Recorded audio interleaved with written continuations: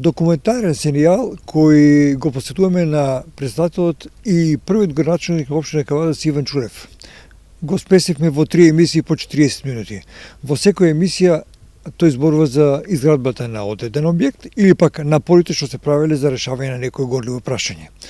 Во 3 емисии по 40 минути ќе се запознаете изворно како првиот човек на Кавадарци во времето од 1990 до 1996 година го решаваше Кавадарци како поројници, како вода за пиење или други проблеми кои не тештеа нас како граѓани.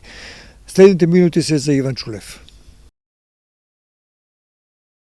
За време на практикувањето на мандатот од 1991 до 1996 година, Иван Чулев, меѓу другото, ги реализира следниве активности. 1991 година неуспешен референдум. Во 6 месец наредната година, 1992, успешен референдум за изградба на спортската сала во Кавадарци. 1991 година пренос на сметката од СИЗО за станување. 1992 рестартирање на градскиот базен во Кавадарци, потоа рестартирање на Фени Кавадарци, односно печката, со влез на неколку компании во градот. 1991 година камен темелник на спортската сала. 1992 година во 7 месец камен темелник на црквата Свети Климент Света Петка. 1992 година авионско снимање за прв пат во Кавадарци, со што катастрот можеше да работи без проблеми. Од 1992 до 1994 година изградба на регионалниот пат Кавадарци-Росман во должина 12 км. 1993 година 960 метри булевар Запад. И 1993-1994 година 2 км локален пат кон Паликура. Истата година 1993-1994 8,5 км пат Ладно Долче Крњево.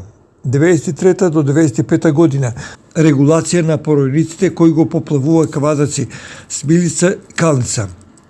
1995 година санација од поплавите во Кавадарци и Неготина. Во овој мандатен период на градоначалникот Иван Чулев се водија и разговори со фондацијата ФАРЕ за проектот Граничен премин Пулјевац, реконструкција на улицата Моша Пијаде надградба и улицата Илинденска булевар Македонија, ЈНА и Страш Пинџур. 1996 година завршен е проектот за доведување на вода во Чемерско 6,5 км.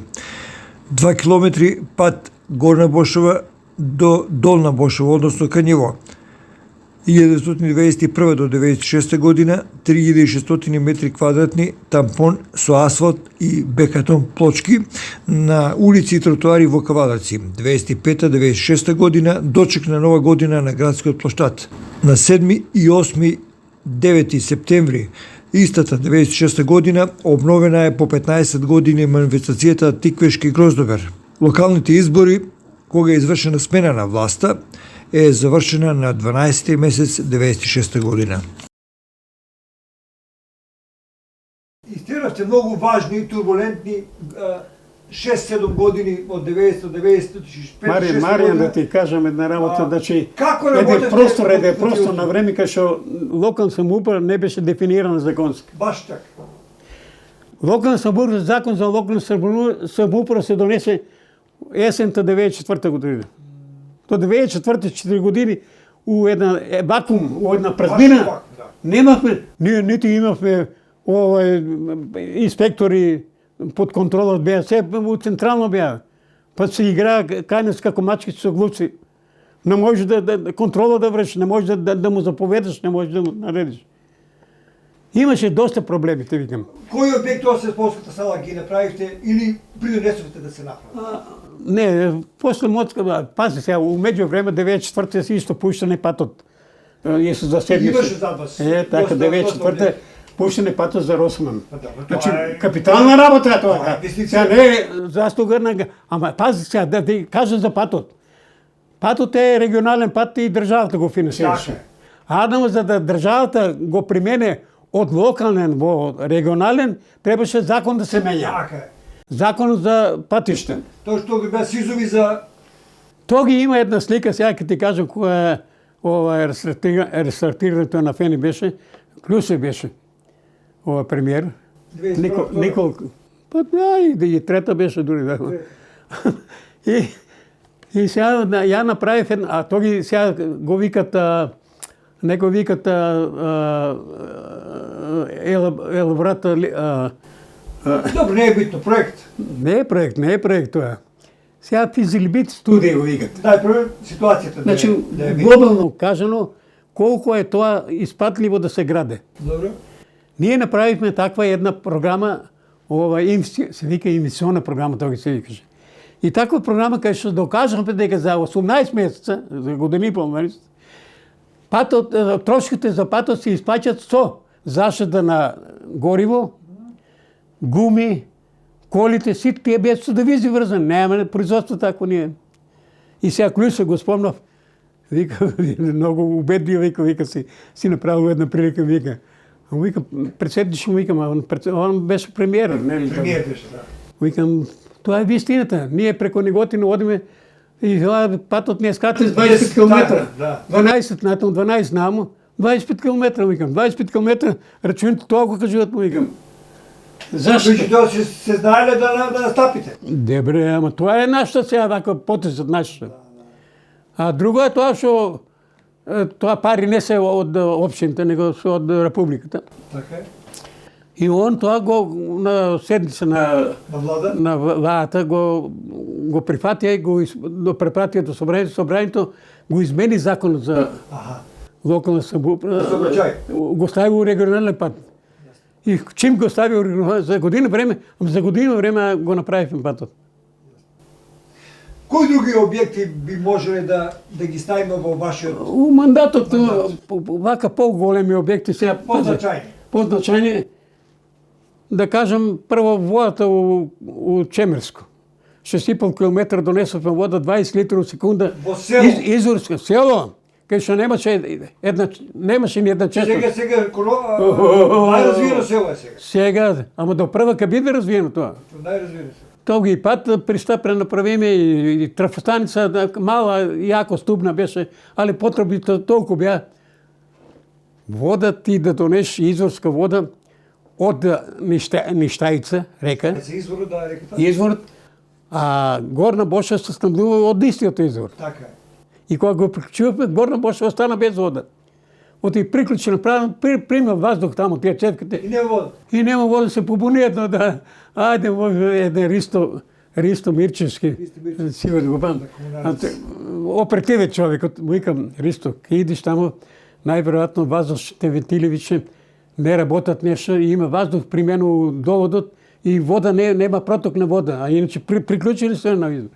И отиде он човекът отедно, абе вика, председниче, вика, там нема автоматски вентили. Да. Викат, че дръв са ставили там на вако, че излезе въздух и че потече вода, че излезе на другото. И викам, отиде селото вода. Како му викам да се дръв се вои? Абе, вика, нема вентили, вика, въздушни. Тия трябва сами автоматски да отварят въздуха. Щом сме къй водата, да кажем...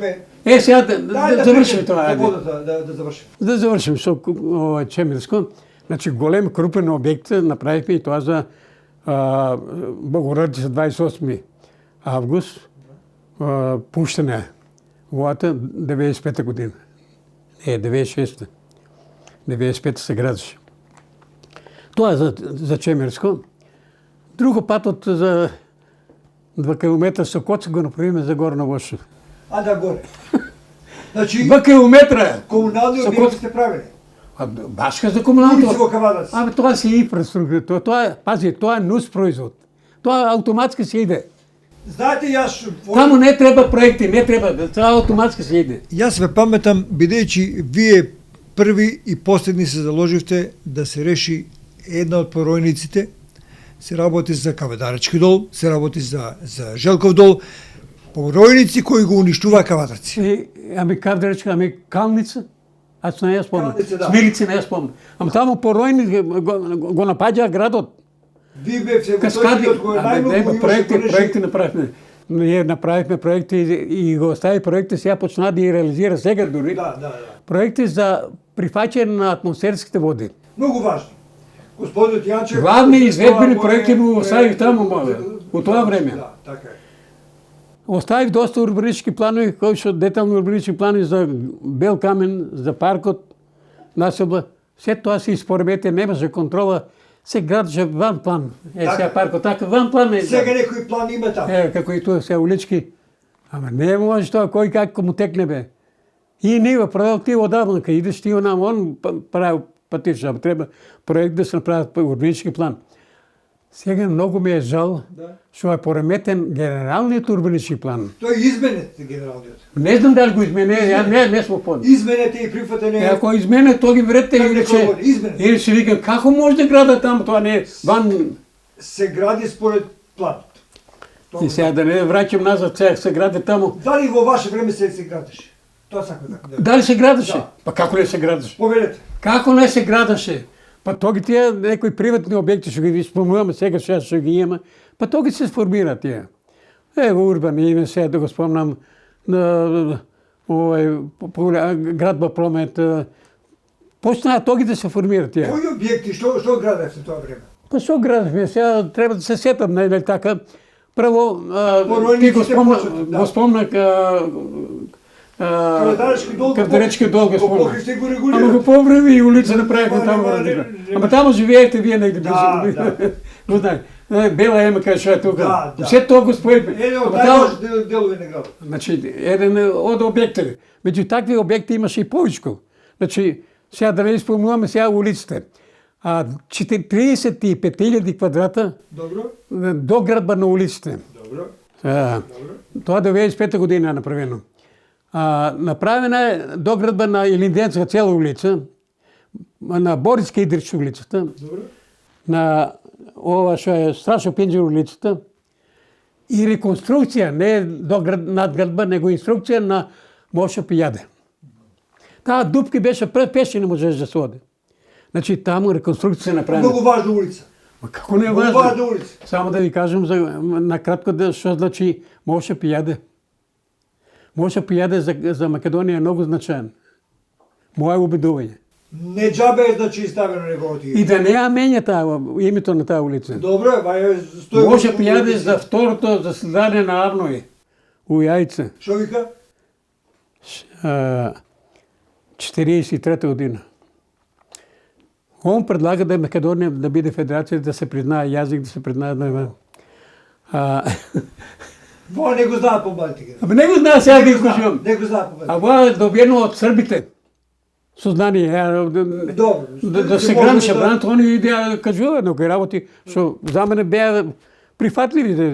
Има верно за това, що пази Моша Пияде от това време бил един визионер за формиране на Югославия како заедница. Добро. Македонија ова што е да има свој јазик. Не тоа што има, него се бунели вие србите. Аха. Уствари Световзар, Ранкович, стана и му рекол, Моша, чути бе Моша, знаеш, му рекол на тоа седмично било, стръпичите у джеп. Знаеш, а он ситен, мало. Малечек човек, да. Добро, Дюра, добро, вика. У том случаю имаш памет у джеп. Пази, колко мудър е бил човекът. У том случаю имаш памет у джеп, вика. Ако ме ставиш у джеп. Добро, значи тоа е не, сака да ви кажам, што значи че може пријаде за кабадарци. Мое убедување. Добро што го кажете, ова бидејќи ова и јас. А тоа сознание го имам добиено од Белград. Додека се градеше браната, ние тие контакти ги имавме. И много таму и Вицев иде, кој како дојде инженер таму за соработка или јас кој идем таму, они тие Вицев има таму, значи сите тие генерали, пензионери, полковници што били у хотел Москва таму. Има нели ресторан еден. И таму се друже они и Вицев и првели тие, знаеш, пензионери кои ќе иду у пензија. И разни. Ја сега еден пак што ќе кажам, за развојот на Федерацијата на Југославија, како добила кредити, разбираш, за тоа време, за тоа што не врзани земји, и американците, НАТО, и овие Варшавскиот пакт, ги тимарали за тоа што значели. Индија толку население таму, Иран, Ирак, Виетнам, Бурма, ајде не, Индонезија, дури до Куба отиде таму. Много бројченост народ вика. И пак е една сила Подкрепа. И той он от американци добиваше много кредити. И сега години пред да почине, Иван го праче, оде на sastanak со некоја делегација од Америка, кој бил. Добре. И вика, слушай, вика, у години си вика, много пати одеш у ход, забораваш што не проверуваш, вика, нуда. Искаш слушат. Много пати врскат тук настран. Тие луѓе, вика, светски луѓе се, вика. И они го кажува сега тоа виче сега. Иде, вие, некој аджитант таму вика, што му е новиот човек, тие од таа страна, вие од вас страна делегација.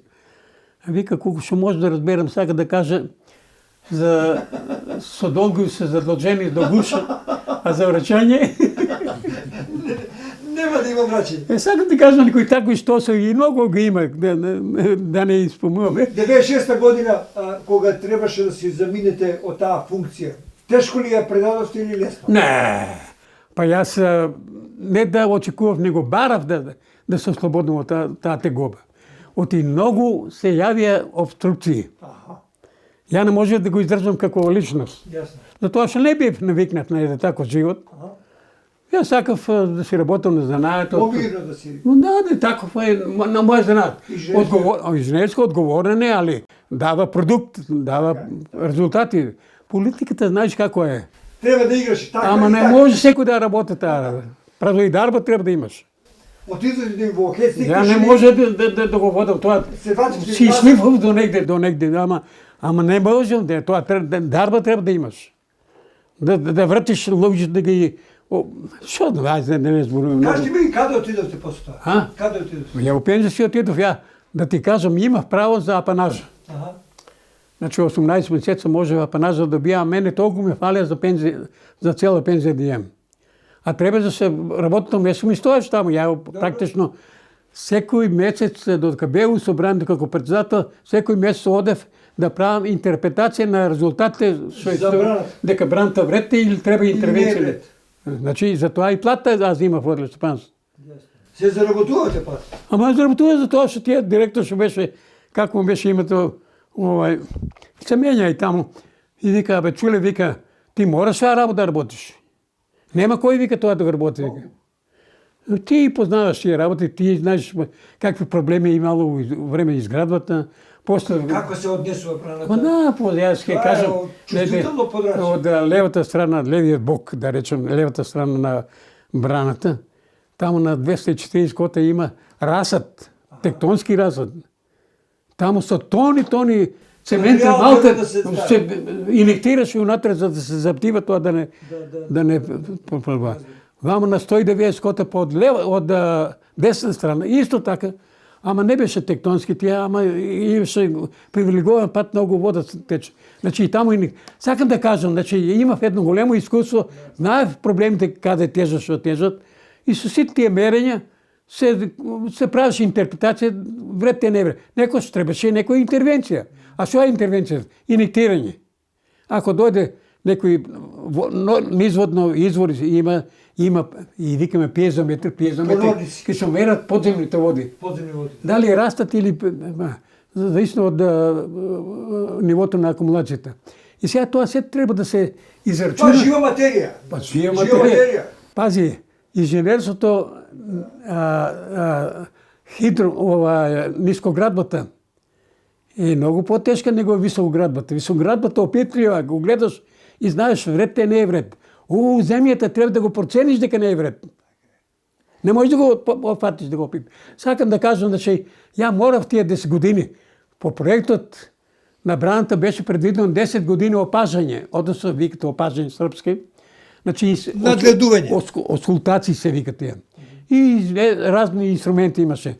Тотални порни притисци, Галилео од Франција, од Италија, инструменти, сите беа уградени у браната и ден денес стојат, ама не функционираат и како што слушам ден. Али стабилизирана е. Да ви кажам дека браната текаш е еден од ретките обекти у Југославија, од ретките обекти, што 50 години од која е ставена употреба акумулацијата на полната, нема некои сериозни интервенции. У однос на Шпилје, Длобоца, Мавро, наши акумулации вештачки, кај што многу интервенции имаше. Дури ден денеска имат проблеми успеле со некои продорни води. У Мавро, знаете дека тамо едно село се каже да го уништите. Сакам да кажам че не е тоа моја заслуга, да кажам дека Меѓутоа имате влијание. Него по некоја среќна околност се што ради земјотресот 63 година нашата оператива беше ангажирана за обновување на Скопје и Шпилје паралелно се градеше браната у Дебар. За теквеш немаше капацитети у Републиката. Мораше да се барат капацитети од Југославија. Така е донесен конструктор од Сплит за изградба за насип на браната, тунелградња од Белград, со сите тунели што се правени од тунелградња од Белград. Тоа се врвни организации, светски организации кои што со тендери учествуваат на разни лицитации во светот. Значи, друго проектантот е многу афирмиран, едно проект. И да ви кажеме едно проект кој заврши браната и вика ме нудеа да идем у Нигерија. Они добиле некој тендер проект за Нигер, таа голема река, знаете вие тоа, како Нил е, голем слив. И брано добили, сега треба надзор да се врши, проектантски надзор и мене ме нуде. $7,000 ми дава плата таму да одам. Овој од конструкторот па исто ме варува, у тоги го вика Цейлон. Сега Шри-Ланка, островот. Таму некој сообраќајен тунел добили и таму ми нуде да плата и жената да вработат и Любчо Шкартов, Бог да го прости. Иванчо, кај ќе одиш бе? Знаеш ли тоа каде е тоа бе? Викам, слушай на карта, го знам каде. Абе, знаеш ли тоа таму каква е климата? Ти не можеш да издржиш таа. И 6 месеца врна, 6 месеца нема дошли. Вика, тоа ти не го издржуваш таму. Затоа нивните инженери избегавале. Па мене.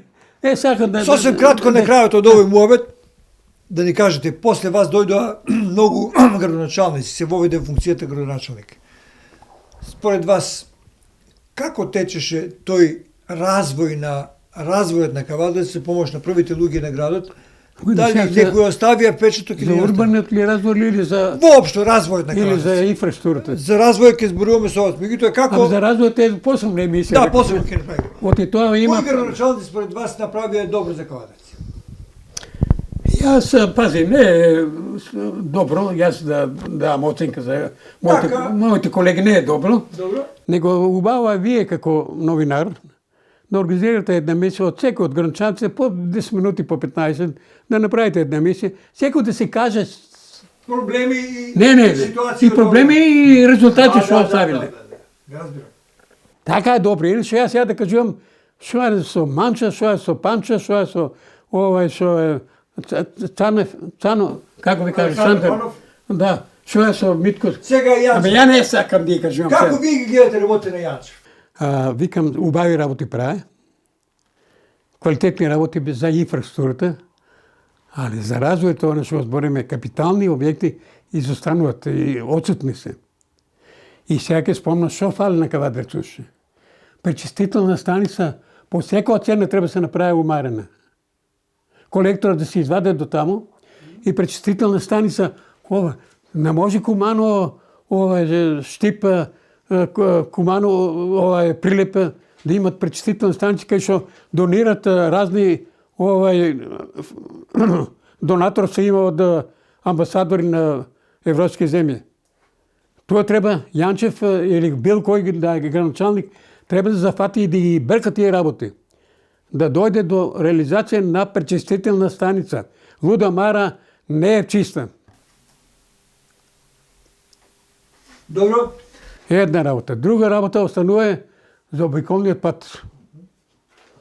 За обиколниот пат мислам дека сега како стоат работите, не сум доволно информиран, али мислам дека веќе е загрозен трасата што беше предвидена за обиколниот пат, за тоа што беше Неготино, Кавадарци, Пулевец. Па за таа идеја се залага и градоначалник Митко Јанчев.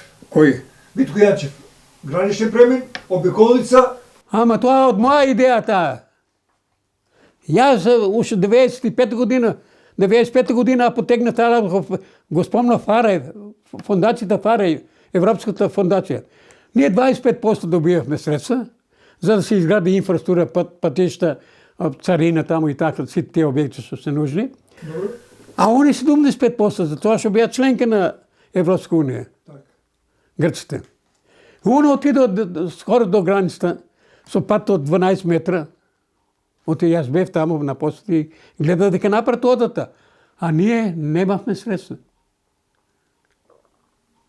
Затова що моят мандат вече завърши, се прекина тия връзки и односи и остана. Значи Пуловец е много битен. Пазите, он е на средината на границата. Границата, ако е 180 км от Богородица до Вамо убито, како вика тоа, Меджитлия. До Меджитлия 180 км. Ово на 90 км и от едната и от друга страна на средината. Пулевец. Патот за Атина много бързо се ската. А де да или че трябва да въртиш, сега по солно път въртиш. Сака да кажа. Значи, битна на тази рака, това трябва да се десува, значи, преко владата, преко събранието, да са тия връзки го спостават с гръцката. И да ти кажем, да, гръците како напред отишли. Симитис, премиерът на Гърция от това време, попотекло от тия села бил. От Воденско. И он дал поддръжка за работа. И сега некой трябва от два страна да потегне тази. Значи това са тия работи, да речем визионерства. Да гледаш напред и гледаш работите. От кавадарче е слепо трябва пази. Ако са той път се отворе, кавадарче по-добро от неготрен ке биде. По-слабрече. Чулев, кажете ми, како вие го гледате развоят на Кавадарци? За развоят на Кавадарци, пази, визионер, сега морам да изпомням някои личности. Тук най-голема заслуга има Минчев. Никола Минчев е он генератор за развоят на Кавадарци. Не случайно Кавадарци го вика Минчев град. Неготинчани. Затова, що Минчев беше един генератор, който обезлюдуваше не само средства, него визионер беше. Накрая дойде с последните обект Фени. Него и таква заслуга. Он пред това Джуце беше директор там, видя дека не одат работи. Човек като у пензия дойде у години, дойде у една апартман у хотел Фени. Живееше да апотера работи. И апотера.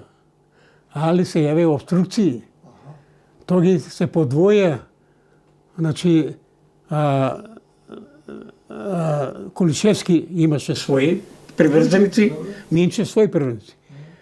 Фени е общински обект. Значи, основач на фабриката Фени е община Кавадарци, не е Република Македония.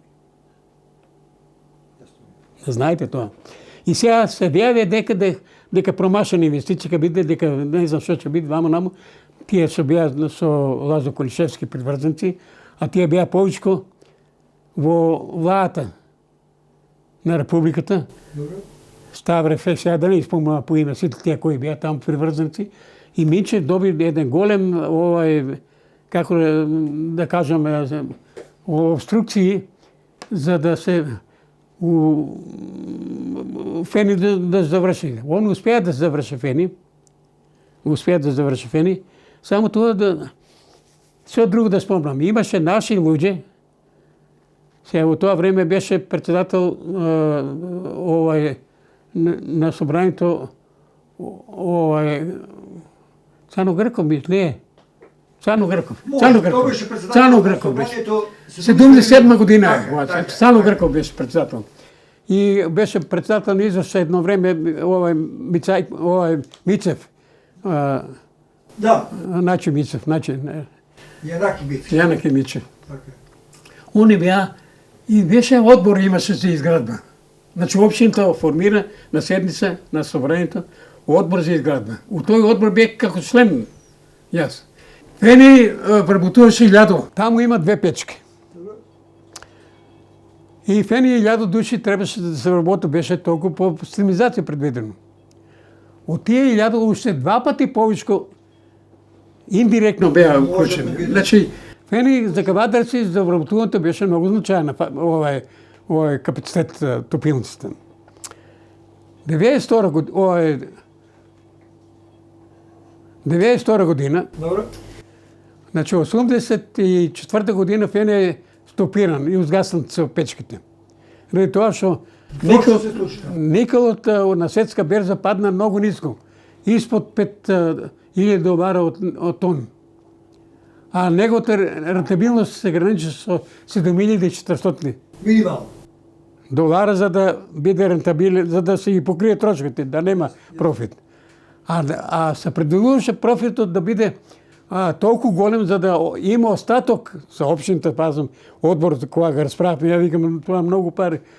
И кажу, $50 милиона, всяка година има екстра остатък, профит. И викам, 10 пъти да е по-малко, за къде да ще биде това. Знаеш, като член на той сорт, колко съм и разбирал тия работи, другото. И ми беше сбората 84 година, изгасна печката, за това, защото никъл на светска берза падна много ниско. И не можеше да се удържа. Това беше, тия големи берзански производители на никъл. Никъл, го знаете, дека е стратегически материал. Да, Това е, у Македония не се ни користи, това се е за износ. Се е за износ, това е, се е со долари, мислам, Дали? ориентиране, девизно ориентиране. Защо не профункционира никой лентата на фени? Защо не профункционира лента? Лента функционираше. До време работиш. До 84 година лента работеше. Добре. От кога се прекина, топилниците се изгаса печките 84 година. Добре. Все до 92 година, пазите, аз бях председател на събранието, печките бяха изгаснати. И траките не работеха, ще викаш ти рудни траки. Я после приемам за траките мой коментар, защо не работи и как работи, защото от своевременно, пред да се почне да се гради на тази локация, беше предвиден, пред малко спомнав, на Връшникът. После е донесен тук. Къде е това Връшникът, да знаят? Връшникът е това между Сопот и Манастирец. Там трябваше да биде фени. Там трябваше да биде. Има и път направена, и пругата, траса направена, изведена до Тиквеш, винарската визба Тиквеш. А кавадарци? Тук трябваше станица да има, ранжирна станица и товарни пътничка. Аха. Значи, пред да малко спомнав дека, ние, Сдружение на инженери и техничари, и агрономи, и лекари, и вие градежничи, и архитекти, всички се побунихме, како сега за Чебрин ще направи. Вие не гледате черти. И се побунихме како може да фене биде там на север от градот Кавадач, која Ружа на ветрови, пази, се застапи на 85% от северо-запад. Ами градът Бетър ке биде от Велес. Загаден ке биде. Цел воздух от фени, че дойде около. Това е строенето тук, няма да... 85%, пази, значи скоро цяло строение на базовото е оттамо. Така ке биде. Тоги се поремета. Имаше 5 варианти, да знаеш за фени. Да ги чуем. Една варианта беше на Виларово. Между Неготин и Кавадач. Добре. Една беше горе на Кирудникът. Тамо, на Билачо. За мен най-поволна беше. Една беше Връшникът и това беше четвърта последна. Сега феника е Шивец. Селото Шивец каше. И Неготин не бива, затова, защото община Неготин, не да си утре проблеми има. Вам не бива границата близо. Така беше времето и така размислуването беше политическо. От Сограци не беше сработка той. И вие близо граница, там не бива тази рудник, и топилница да бие там. Оде Връшникът. Връшникът не бива. Ето ги дойде фени на ова локация сега, днеска ще е Ушевец. Това да го знаете, како биле варијантите. Јасно. Сега, што ми беше прашањето ми беше? Прашањето беше зошто кавадаци во едни ваши размислувања Сега да кажам, 92 година, значи после 8 години, Фени дојде, пак ќе го спомнам председателот, односно премиерот Клюсев, дојде со некоја нивна обработка, не од општината, дека Фени треба да работи и нужен е за новата држава, за нова држава. Македонија. Ама да, референдум успеа, се тоа, значи суверена држава.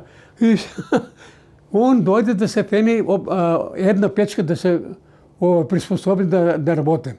Затоа што потребни се девизи. Добро. Тога, знаете, ембарго имаше дека и со нафта имаме проблем со тоа.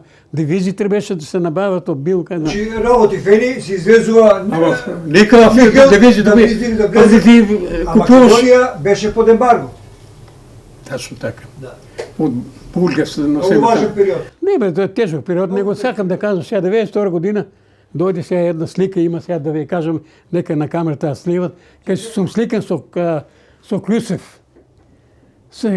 И седни се држиме, дај го тоа. Ево, дај го торбето.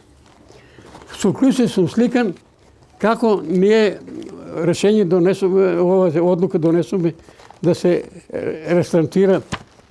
Ева сликата. Ево, позади што пише? Рестартирај. Тука сум и јас, нели? Да, седница на Општинско собрание Кавадаци, рестартирање на Фени 92 година. Да, едната печка. Едната печка 92 година. И тога пуша ми до ден денеска още работи. Со таа печка се работи. Оти пазите, рестартирањето беше прилично сложено и скапо. Затоа што сите тие облоги, односно обзидување у самата печка од шамотни тули, тоа и заробениот метал требаше со пикабри да се разбива тоа. Тулите лесно се разбиват, ама метал тешко се разбива. Затоа останал таму се стврднал. Едно од најтешките операции, така и сега ситуацијата ги подржува топло. Топло. Мора да го одржава, иначе после тоа джавоипол коше да го... Треба да се одржи, оскапо по тоа рестартирање. Тоа се за Фени, значи состојбите. Од тога че Фени почна да работи, почна да се приватизира тоа. Да ви кажам, од тие 8 години, додека Фени беше не работеше, беше умирување, многу капитални објекти на Фени се отуѓија, меѓу кои Кисиканата. А Кисиканата е еден основен објект за функциите на... Како се отуѓи од Кавадаци? Отиде на приватна предадоа. За да обезбеди да платат тие што таму го одржава тоа. Сега моја видување сега, нека не биде така. Али знам дека Кисиканата сега купуват кисик, а кисикот е основен артикал за да функционира. Он не може да пробие печката ако нема кисик. Да отвори за метал да потече. Та сакам да кажам и многу друга опрема, квалитетна опрема, се отуѓи у тој период у паузирањето. Значи по-особливо е. И уште една работа да спомнам за Фени, која веќе збориме. Фени немаше кредити. Обврски никакви. Фени со Чехословачка и со Америка има договор. Тоа мудрост е на Минчев. Да се отплаќаат долговите со никел. А никел стратегички материјал беа заинтересирани. Значи опремата што идеше од Чехословачка, со овие електромашини, сите тие работи, и опремата што идеше од Америка, усвари од Калифорнија, тоа имаше една фирма, тие не беа кредити, него беа позајмици за да се вратат со материјал, значи у натура.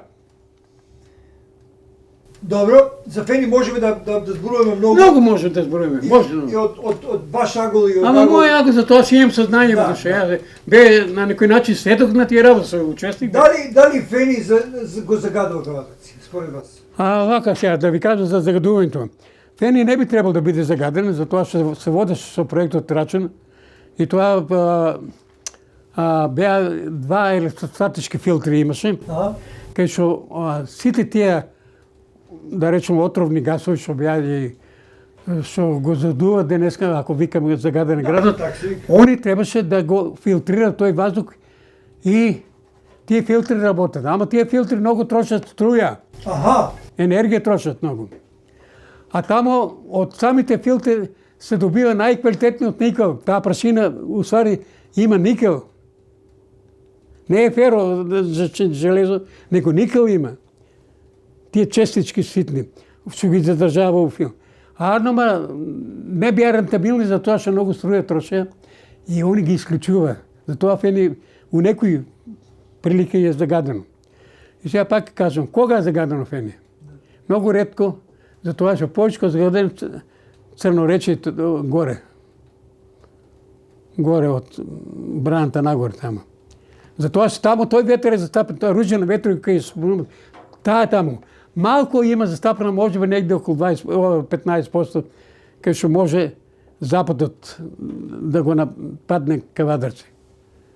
И тоа се дешава некој пати тоа. Може ли да зборуваме за развојот на Кавадарци? За Кавадарци, за развој да зборуваме? Може. Може, сега за Феникс спомням. Да спомним сега, пази сега, ако зборуваме за развојот од почетокот, од ослободувањето, беше Дик Страшо Пинчур. Добро. 2000 вработен. После тоа, пошто Вилнерска визба многу поодамна е отворена, сега да ви кажа за Вилнерска визба, германците направија. Не сме знаеле дека. Кој кога ја прави? 45-та. Овој подрум што сега го има. Го копа рачно. Тикаш.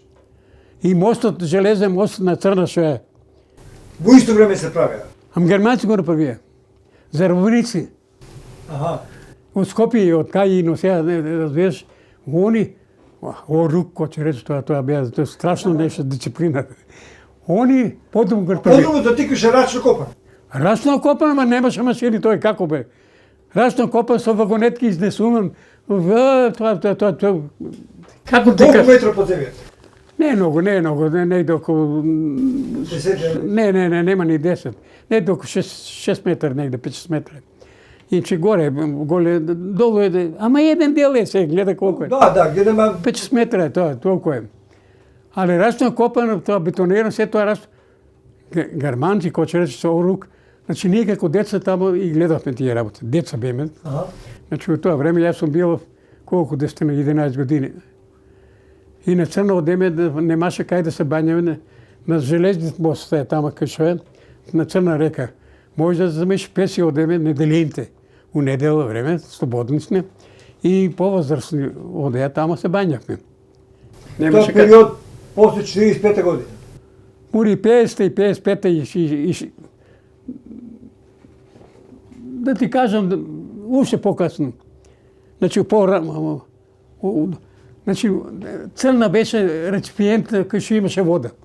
Чули во една ситуација пред да е почна. И ние имавме една бања, градска бања имавме, бе. Нема кај се бањам, дома у Корито се бањаме. Една дигресија. Рековте пред да почнеме емисијата дека Кавадарци не било планирано да биде развојно изградено на овој терен. Не знам тоа да не било планирано. Јас пред малку спомнав на Кавадарци место нема е тука. Место половжата на Кавадарци полно би било да биде у Озарци. Зошто ме интересира тоа? Ради реципиентот, ради реката Црна. Црна. И ради акумулација која што беше предвиден како езерче. Значи, еден многу квалитетен развој на градот би имал. Да, многу И урбано многу полесно би се организирал. Во Ганом градовите се градат покрај реки.